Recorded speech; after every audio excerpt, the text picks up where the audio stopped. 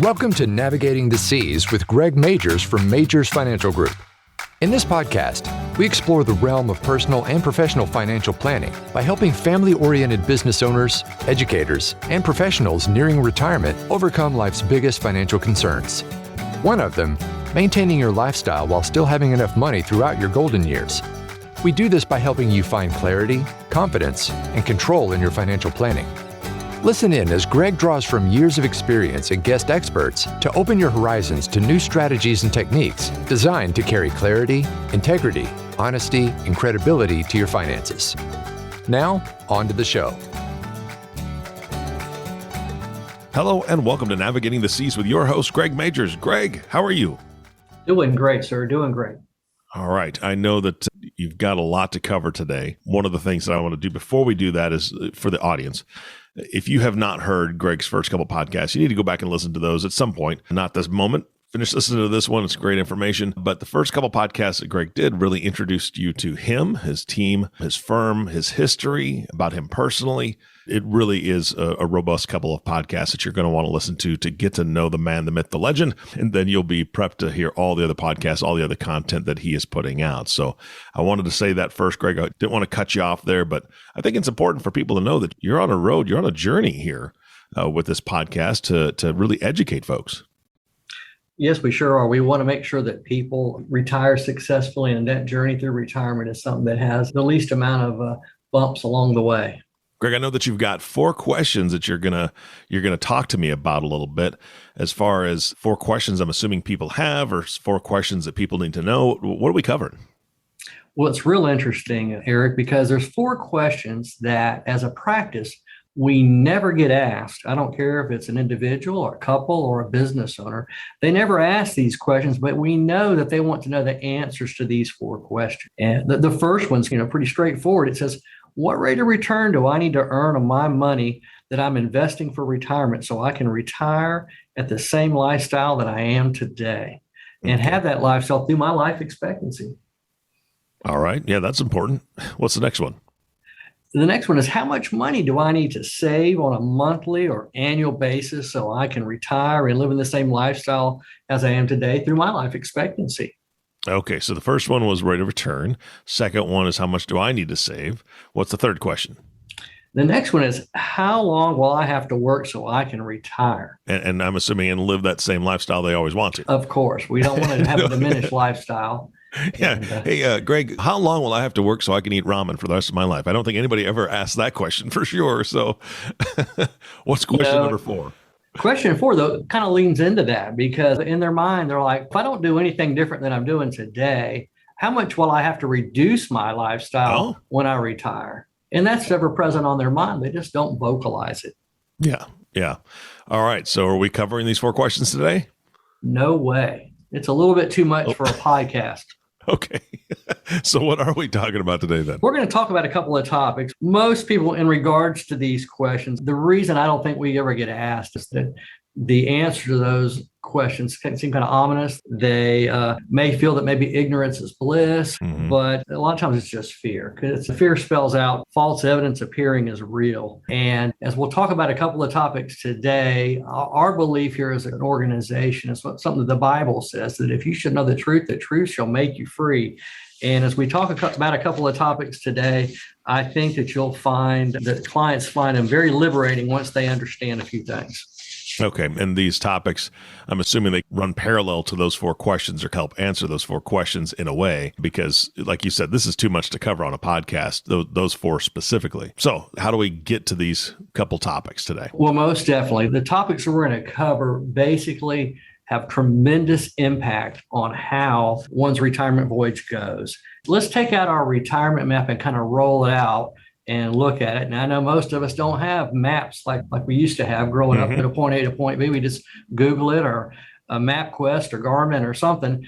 But if we rolled the map out, we want to know where we're going and how we're going to get there. And everybody wants to be informed as to what their coordinates are and what the vectors of the journey are going to be. And that's the answer to those 4 questions. But I want us to think of this map not even so much as a trip today or a voyage, but as a battlefield map, because it's the retirement battlefield. And there's 2 battles that we must win to be successful and win the war. And those two battles are the battle of inflation and taxes. Oh, yeah. And I think that, taxes is always there, right? That's always just kind of hanging over people. That's something that just never goes away. But inflation, that's huge right now. And not just the inflation's huge, but that's a huge topic right now. So I think that's more on people's mind than even taxes is. And I would tend to agree, and they kind of go hand in hand. And I'm going to start first with taxes, because in regards to taxes, everybody wants to pay their fair share, but not a penny more. I don't mind paying what I owe the government because I want to be a good corporate citizen, but obviously I don't want to pay more than I have to. So where we allocate our retirement dollars from a tax perspective can potentially have a significant impact on our retirement lifestyle. And basically, in terms of where we place those dollars, fall into three broad categories in regards to taxes. There's taxable accounts, tax deferred accounts, and tax advantaged accounts. And I'm going to give a little definition of the three and a little example of those.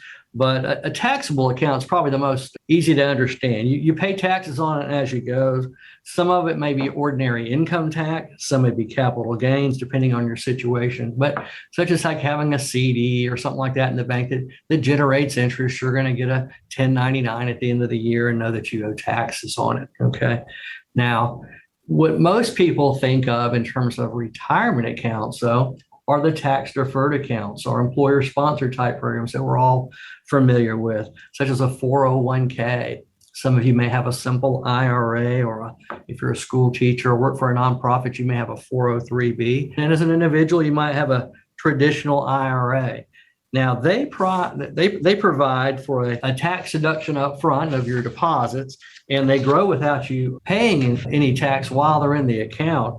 But that tax calculation is basically deferred until you take a distribution.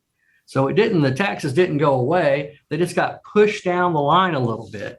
And it's important to have some thought about that. And in regards to the question you must ask yourself is, when I do retire, will I be in a higher tax bracket or a lower tax bracket?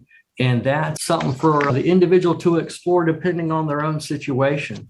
Because since 1913, when the U.S. income tax came out, the taxes have had a broad range, where the lowest tax bracket might have been like 1 or 2%, and the highest tax bracket may have been 94%. So that's quite a great range. Yeah. Currently, under taxation and income tax, 10% is the lowest bracket. The low bracket has been as high as 20% back in the 1960s. So it's a good way to look at where we're investing, because when we do retire, we want to have as much money as we can have in our hands, and we don't want to pay Uncle Sam more than we would have had to pay now. Yeah, and I don't know about anybody else, but my friends and I, as we talk about this kind of stuff, none of us think taxes are going down. We've seen the vast amounts of money being poured into the economy. And I don't know if anybody's gone to the U.S. debt clock, but that's almost a trip down Depression Lane in a way. Most definitely. Yeah, trillions and trillions of dollars that Uncle Sam is, as nice as he wants that money back. We can only assume, that is the word I'm going to use, we can only assume that taxes are going to go up. So that's a great point that you're making. Yeah. Yes. And then the third category would be tax advantage. That's where you really don't have an upfront deduction for whatever contributions that you make, but you do have the potential for tax-free distribution. Mm-hmm. And those type accounts are Roth IRAs or Roth 401ks. Municipal bonds have tax-free interest, tax-free from a U.S. government perspective. And then you might even look at permanent life insurance, and all type investment type programs or savings programs are considered tax advantage. And when I look at these different types of accounts and think about them, it reminds me of an old auto parts commercial where it says you can either pay me now or you can pay me later. So I think it's real important when we first dive into things to have a conversation about taxes, where the client's at today, where they hope to be in the future, and what implications taxes may have in their situation. But as you mentioned, that second battle is inflation. And that is obviously on everybody's mind today. You've not experienced inflation, have you, Eric? Oh, not at all. No, nope, not at all. I have stopped buying certain things, but other than that, seriously, you go to the grocery store and there are certain things that I like as a treat. I don't know if you and I were talking about this before, but I like potato chips. I like to snack on things, and asked my wife to pick up some potato chips just a couple of weeks ago, and grabbed the bag, had some. The second time I went to that bag, I was looking at it and I looked down and I saw the price tag on it. It was just a family size. It wasn't even the big, huge party size bag. It was just a family size bag of potato chips for $6.50. And I thought, I know that just a couple of years ago, there was like $3.50. And so I told my wife, I said, baby, no more potato chips for me. Because number one, they're not that healthy. But number two, I'm not going to pay that much for them. That's just a treat. And so I don't need that right now. I have a similar experience. I drink the same type of soft drink all the time. And it was, I could buy 3 6-packs of those drinks for $8. And now I went yesterday and bought some. They were $11.40. It was just crazy. Yeah. What is inflation? Inflation is when we have great demand and limited supply. And that causes prices to go up. And when we look back over the last century, and I'm using kind of approximated numbers that we've gotten from the government, so don't hold my feet to the fire. But for the last 100 years, the average rate of inflation has been about 2.69%. For the last 50 years, it's been about 3.92. Last 20 years, it's been 2.18. Last 10 years, it was 2. And according to the government statistics last year, not this year, but last year, it was 4.7.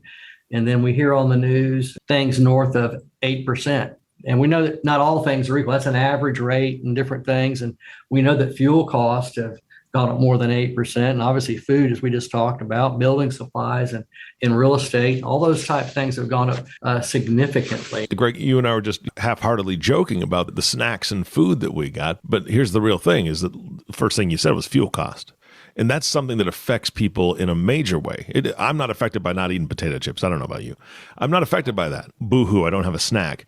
We're talking about people's livelihood here and having to, those that are driving to work and back who aren't working from home. That's a huge hit to their budget. Oh, most definitely. In my part of the country, we've got a lot of folks that are in construction business and filling up those big construction trucks every day and heading off to the job site. I just, those gas pumps are just a turning. It's crazy. Yeah. One of the questions that we hear, a lot of fear out there about inflation. And from younger folks, they look at, have we ever been here before? Have we ever faced that? And for older folks like me, I'm sure you're not that old there, Eric, but we have faced periods similar to this before. Back from 1973 to 1983, the average inflation rate was about 8.3%. And there were several years that were in the double digits, and it wasn't a very happy time. I remember my dad back then trying to buy a house. He was very disturbed by the mortgage rate he was facing. So with inflation, what's causing it? There's actually several factors. Mm-hmm. One, we're in a low interest rate environment. And secondarily, we have a tremendous amount of government stimulus in the economy, a whole lot of cash. And that's basically our demand. You couple that with the supply chain issues that COVID presented, with factories being shut down, and now they're trying to get up to speed. And we have shortages, everything from baby formula to building supplies to chips for automobiles. You've got that going on. You've got a labor shortage. We've got a certain segment of the population that never really returned to work since COVID. And then you've got these geopolitical issues, which affect our fuel cost and those types of things. And there's your limited supply. So we have high demand and limited supply. And that's where our inflation's coming from. And I'd like to provide a little bit of perspective from a government stimulus perspective. In the last 5 recessions, dating back to 1980, if you took all the government stimulus combined and added it together, and that's including the great financial crisis of 2008, all that stimulus added together equated to 17.3% of our gross domestic product. Now, since COVID, last 2 years, provide perspective here, the amount of government stimulus that's been shot into the economy, and not all of it's hit the economy at this point, but it's been approved and that type of thing by Congress, is 25.4% of our GDP. Wow. So it's a lot of cash. Yeah, that's huge. You couple that with the low interest rates, and there's your demand. Real estate prices are soaring. and everything. We haven't seen these type of issues since, like I mentioned earlier, since the early 70s and early 80s. But just like back then, what does the federal government do? It starts, the Federal Reserve is raising interest rates. And so hopefully they can tamper down inflation, and hopefully we can have this tampered down in a manner that doesn't cause us to have a deep recession. But there are consequences to it. The consequences to us raising rates is it provides for a very volatile stock market, as everybody's seen lately, that has been up one day, down the next, and has been trending lower. You couple that with, because of the rising interest rate environment, people that had fixed income securities have been under great pressures lately. And some of those investments have also lost money. To provide you perspective, though, over the long term, because we do need to beat inflation in terms of our investment portfolio.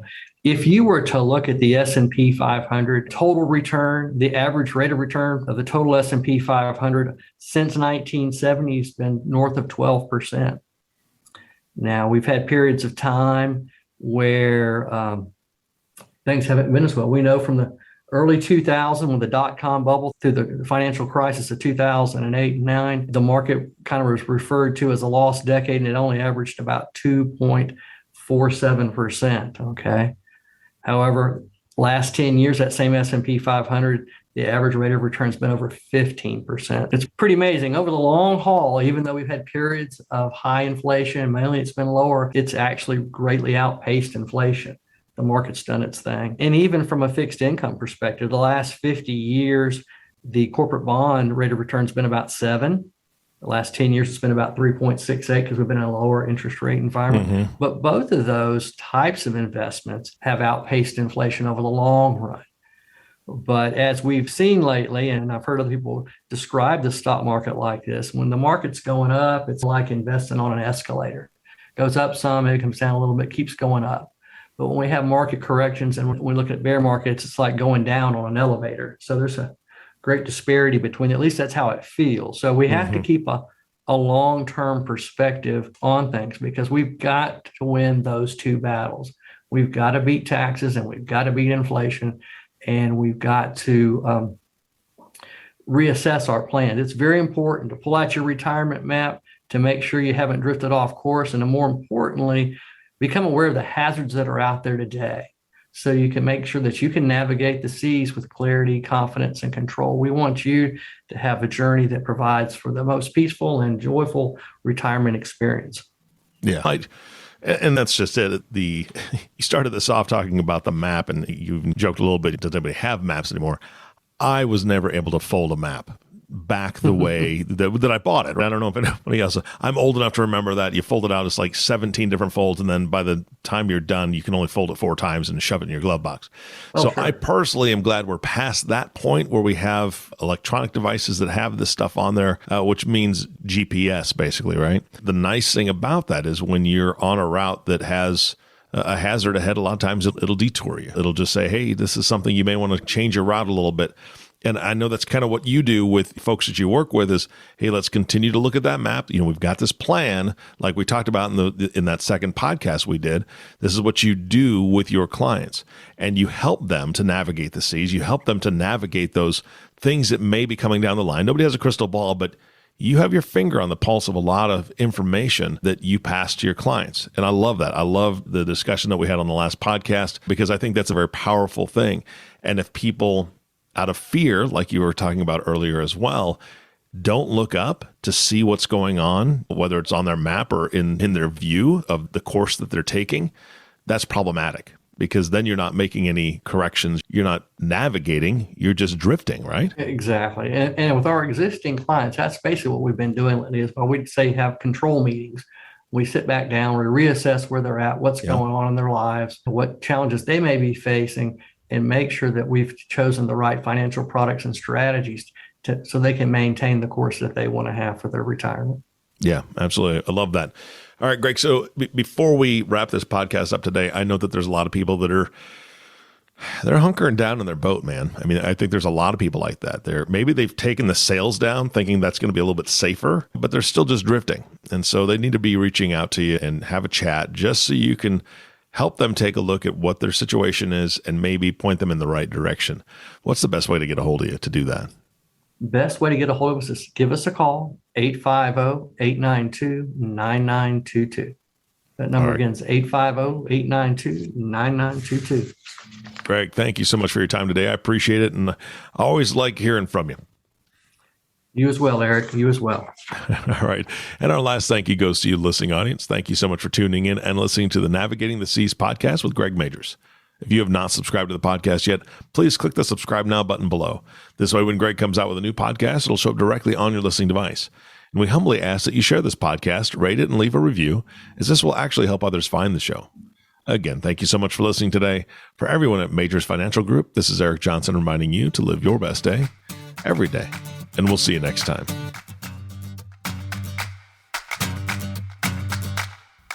Thank you for listening to Navigating the Seas, the show that teaches you proven solutions and strategies to build confidence and control over your finances. Have questions about the show? Visit our website at www.majorsfg.com or give us a call at 850-892-9922. Don't forget to click the follow button to be notified when new episodes become available. The information covered and posted represents the views and opinions of the guest and does not necessarily represent the views or opinions of Majors Financial Group. The content has been made available for informational and educational purposes only. The content is not intended to be a substitute for professional investing advice. Always seek the advice of your financial advisor or other qualified financial service provider with any questions you may have regarding your investment planning. Securities offered through Center Street Securities, Inc., CSS, a registered broker-dealer and member FINRA SIPC. Investment advisory services offered through Center Street Advisors, CSA, an SEC-registered investment advisor. Majors Financial Group is independent of Center Street Securities and Center Street Advisors.